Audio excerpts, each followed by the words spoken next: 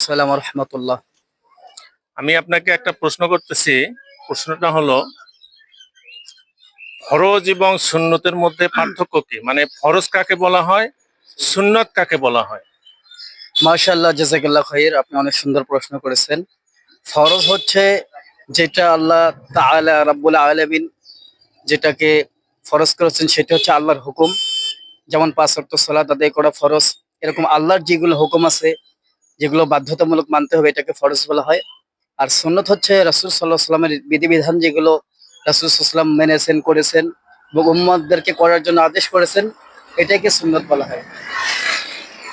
মাশাআল্লাহ, মাশাআল্লাহ, আপনি সঠিক একটা অ্যান্সার দিয়েছেন। আল্লাহ তাআলার যেটা হুকুম সেটাকেই ফরজ বলা হয়, সংক্ষেপে যেটা বলা হয়। ইভেন নবী, আমাদের যে প্রিয় নবী মুহাম্মদ সাল্লাল্লাহু আলাইহি ওয়াসাল্লামের হুকুম বা আমাদেরকে যেটা করতে বলছেন, ইভেন উনি যেটা করেছেন সেগুলাকে অনুসরণ করাই হলো সুন্নত। আপনি একটি সঠিক অ্যান্সার দিয়েছেন, আপনাকে অসংখ্য অসংখ্য ধন্যবাদ। ভালো থাকেন। আসসালামু আলাইকুম।